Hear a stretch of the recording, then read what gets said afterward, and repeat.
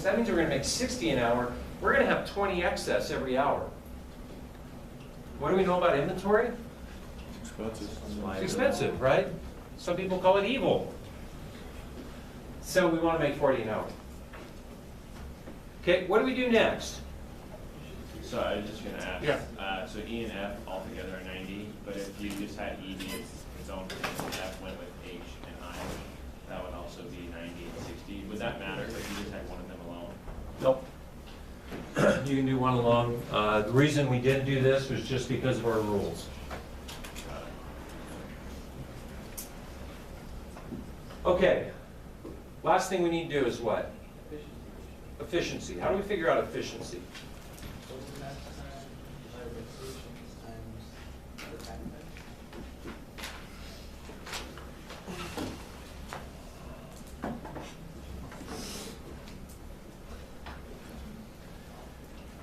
Okay, so let's think about this. Let's think about the intuition behind efficiency.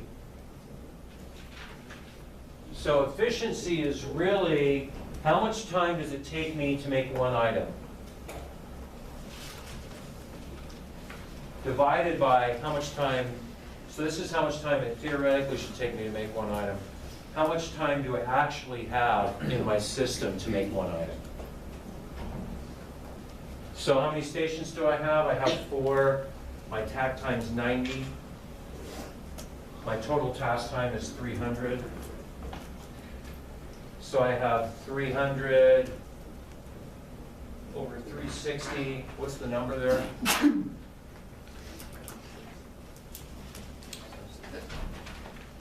What's my efficiency? 0.8356. That's 6. What is it? 0.83. I'm sorry, 0.83%. 0.83. What is this telling me? Could be making more. Yeah, we probably could be making more. 83% of the time we're fully utilized. The book also gives one more formula. Don't worry about it. In this case, it would be 17%, which is how much kind of cushion do we have there? How much extra do we have? We are 83% efficient. Is that good or bad? Compared to what? Right? Is kind of what we need to ask. So sometimes you'll get a very high efficiency around the 90s. We know this is good. Why do we know it's good in this case? To meet your demand. We've met demand and we're right at the theoretical minimum number of workstations. The trickiest question I'm going to ask you on the exam is about efficiency. And specifically comparing efficiencies. Yes? So the logic on that isn't in all the numbers, it's just a matter of if we're hitting demand with the resident stations. That's the whole goal of assembly line balancing. Am I hitting demand? How many workstations with the minimum number of workstations I possibly can? Yeah. So just to make sure, so if we had done stations based around the 60 cycle takt time, then Yeah. the efficiency ratio would be higher, correct? But we would be exceeding demand, therefore we would disqualify, right? Yes, so if we want to do 60 radios per hour, right, this would have a total different look at the end. We'd also have a higher minimum Number of workstations. workstations. Yeah. And we could look and see what that is real quickly, because 300 divided by 60 is 5. So the minimum number of workstations we would have is 5. And because it broke out exactly at 5, that'd be interesting. Because you could get 100% efficiency. Other questions about this?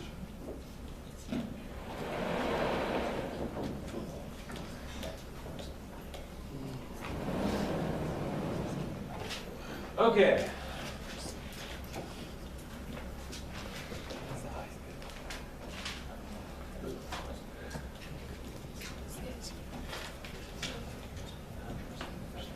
Inventory management. The big things you need to know about inventory management.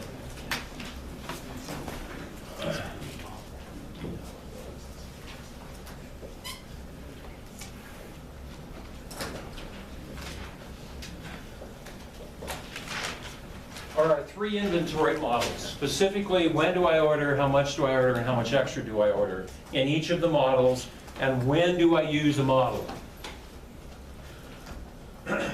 So, talk to me about the single period, what do we call that? Single period Single page. news vendor. Thank you.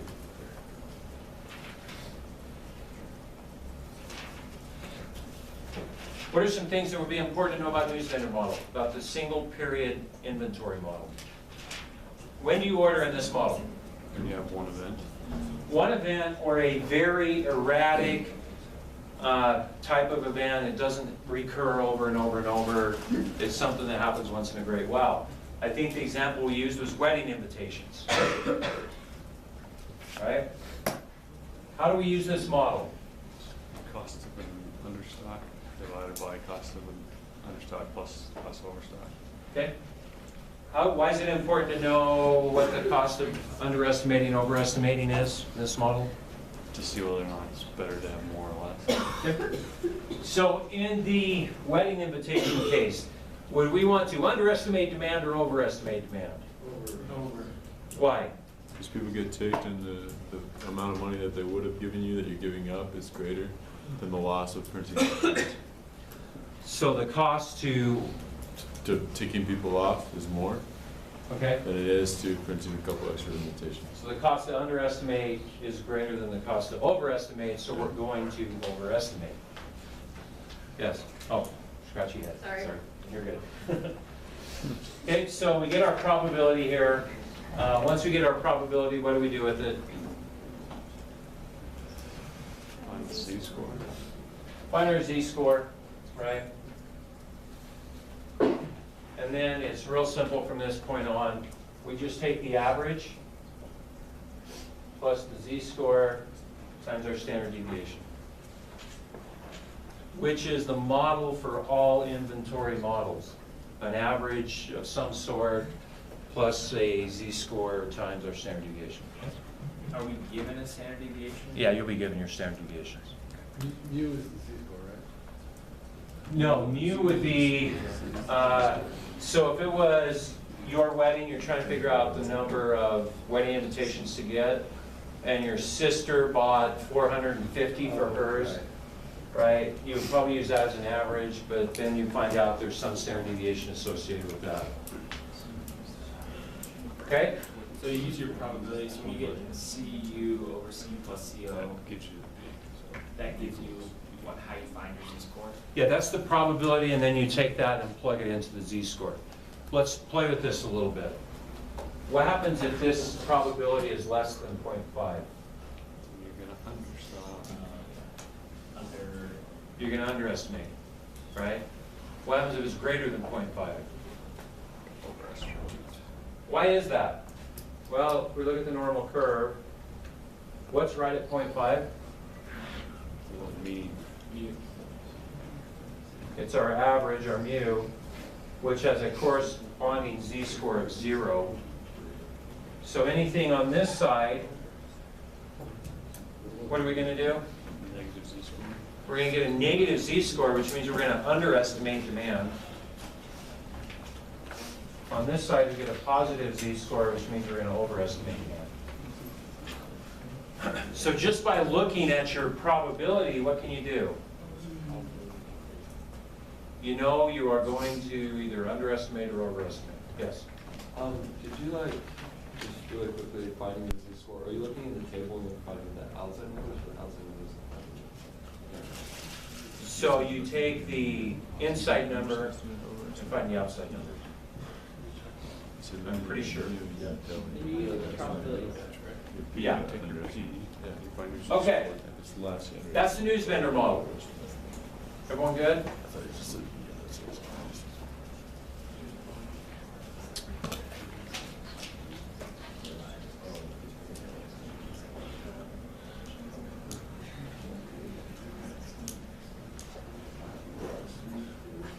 What model is this I'm starting to draw? Fixed time period.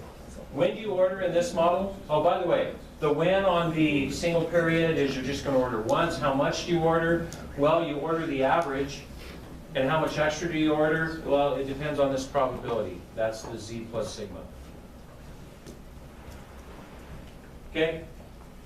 The fixed time period model, or the periodic order quantity model. Again, the way this one works is we know we're going to get a delivery every 30 days. Because we're going to get a delivery every 30 days, we know that we need to order, in this case, it might be a 7-day delivery time. So I have to order on day 23. Why do I have to order on day 23? Yeah, because I order on day 23 and it takes 7 days to get here. And I know that the truck's coming on day 30. Why are some reasons you would use this particular inventory model? If you had like a recurring shipment, like every. Geographic remoteness would be one reason, right? Small. I'm not in a city, I'm small, I don't have the purchasing power, so I have to use this model because the truck will only come to me once every month to get their efficiencies. Yes? I'd assume you could probably get better deals even if you are like local. They're only gonna have to come by once a year. Yeah, you might, right? Because it's gonna allow them to get economies of scale in the order sizes, and so they'll probably give me a better deal. So what I do here, I get to this point and I look at my inventory,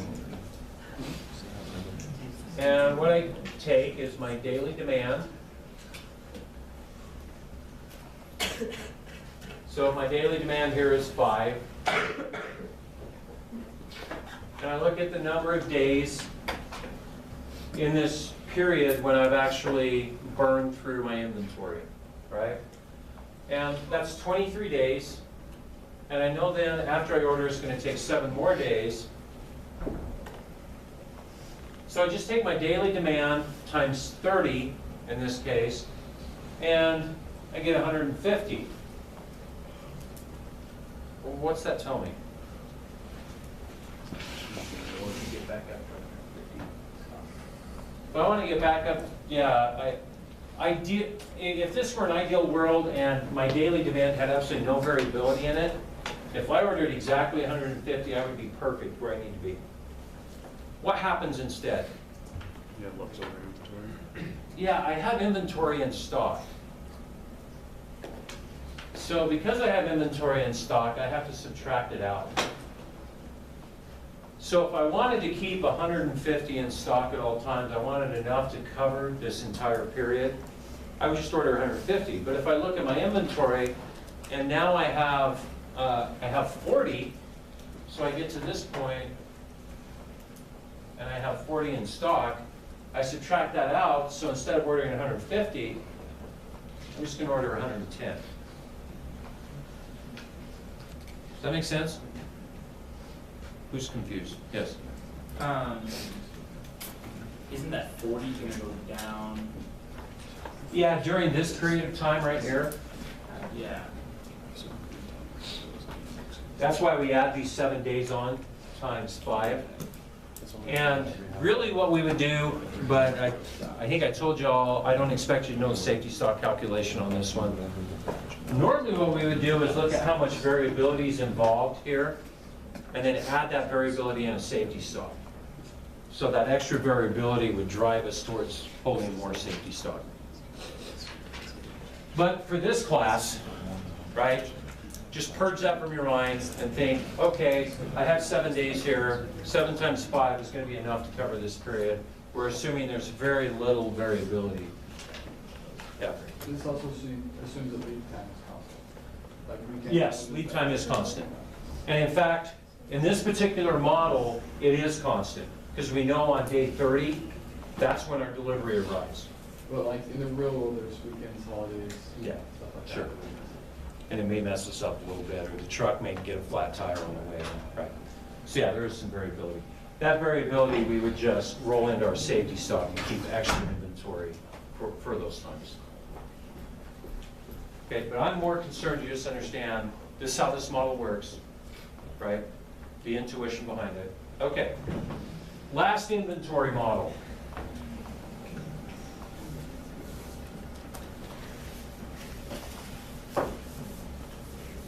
That's the fixed time period model?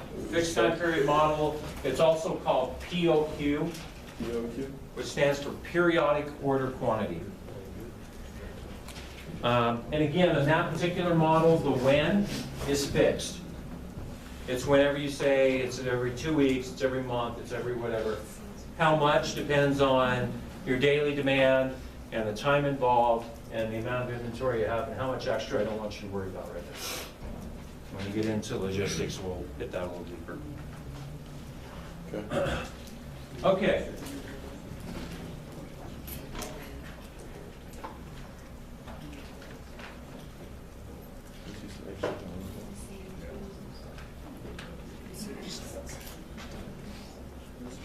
EOQ.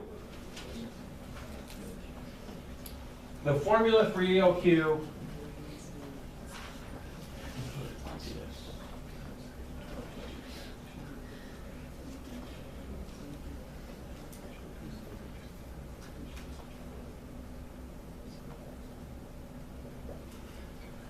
is the square root of 2 times your annual demand times the cost to set up or the cost to order divided by your holding cost. This is the cost to place one order. This is the cost to hold 1 unit of inventory. What this formula tries to do is balance holding costs and ordering costs. So it tries to get you to the total lowest minimum cost associated with inventory that you can get. So the assumptions and kind of way this model works. Wherein POQ, or the fixed time period model, the when stayed the same all the time. In this model, the how much you order stays the same every time. How much are you going to order? EOQ? Q, right, or EOQ, or Q optimal. So what we do is honestly, there's not a ton of intuition behind this formula. It's actually a derived formula that balances holding costs and ordering costs. So we come up with our Q, which is our optimal order quantity. This is the quantity that's going to allow us the least amount of total costs associated with holding and ordering inventory. All right? Holding and ordering. Yes.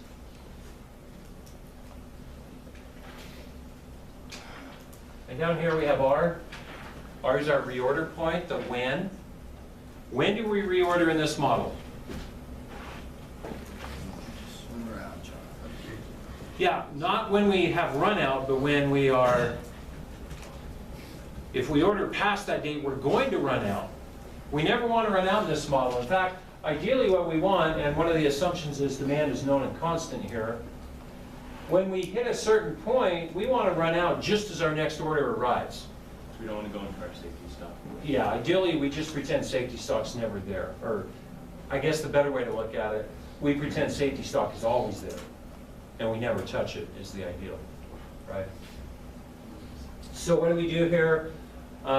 We get to, let's say it takes 5 days for our shipment to get to us. So 5 days out, when we hit R, which is the 5-day point, we have to order. Yes? Is R a time or a quantity? R is a quantity. So it's So what do we do? times daily. Yeah, times our daily demand. So 5 days out, and let's say it's 5 again. So when we hit 25, we're going to reorder. And in 5 days, or as we burn through these 25, right as we're running out, our EOQ arrives. Does everyone kind of see the logic behind this? Right, so how did you get the 25 again? 25 would be our reorder point. So once again, this is what's called a continuous review system. So we have a computer continually watching this. And what happens is, customer comes in, they bought this stack of books that Josh has his camera on, and it puts us below 25. So we've hit 25 as Josh bought these books. So the computer system is going to place an order. And because it's placed in order, the new shipment's going to arrive just in time, right?